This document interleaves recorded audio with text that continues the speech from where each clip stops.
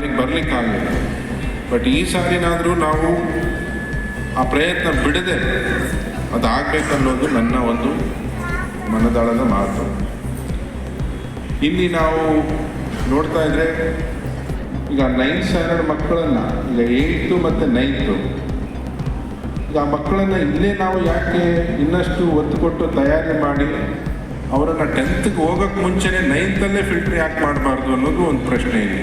ಅಂದರೆ ಫೇಲ್ ಮಾಡಬಾರ್ದು ನಿಜ, ಬಟ್ ಇಲ್ಲಿ ಆ ಮಕ್ಕಳನ್ನು ಇಲ್ಲೇ ಒಂದು 9ನೇ ಕ್ಲಾಸಲ್ಲೇ ಸಹ ಅವ್ರಿಗೆ ಇಂಥ ಒಂದು ತೀರಾ ಮಕ್ಕಳ ಒಂದು ಏನೋ ಕಡಿಮೆ ಅಂಕ ಪಡ್ತಕ್ಕಂಥವ್ರನ್ನ ನಾವು ಅವ್ರನ್ನ ಮೇಲೆ ತರ್ತಕ್ಕಂಥ ಕೆಲಸ ನಮ್ಮ ಜವಾಬ್ದಾರಿ.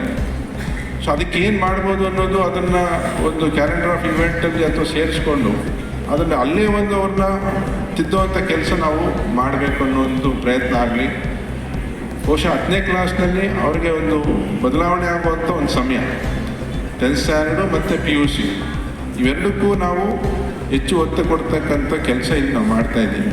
ಯಾಕೆಂದರೆ ಅವರ ಒಂದು ಜೀವನದಲ್ಲಿ ನೆಕ್ಸ್ಟು ಡಿಗ್ರಿ ಮತ್ತು ಅವರವರು ಯಾವ್ಯಾವ ವೃತ್ತಿಗೆ ಹೋಗಲಿಕ್ಕೆ ಅವರು ಆಸಕ್ತಿ ಇದ್ದಾರೋ ಆ ಒಂದು ಘಟಕ ತಲುಪ್ತಕ್ಕಂಥ ಕೆಲಸ ಅದು.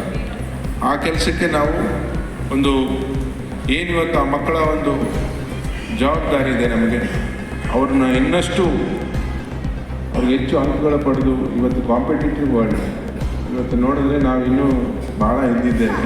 ನಮ್ಮ ಮಕ್ಕಳಲ್ಲಿ ಇನ್ನೂ ಕಾನ್ಫಿಡೆನ್ಸ್ ತುಂಬುವಂಥ ಕೆಲಸ ನಾವೆಲ್ಲರೂ ಸೇರಿ ಮಾಡಬೇಕು.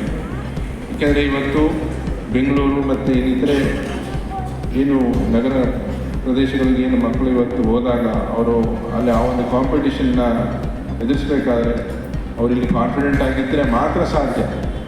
ಏನಾಗಿದೆ, ಕೇವಲ ಒಂದು 5 to 10% ಅಷ್ಟೇ ಇವತ್ತು ಉದ್ಯೋಗ ಕಲ್ಪಿಸ್ತಕ್ಕಂಥ ಕೆಲಸ ಆಗ್ತದೆ, ಉಳಿದಂಥವ್ರಿಗೆ ಆಗ್ತಾ ಇಲ್ಲ.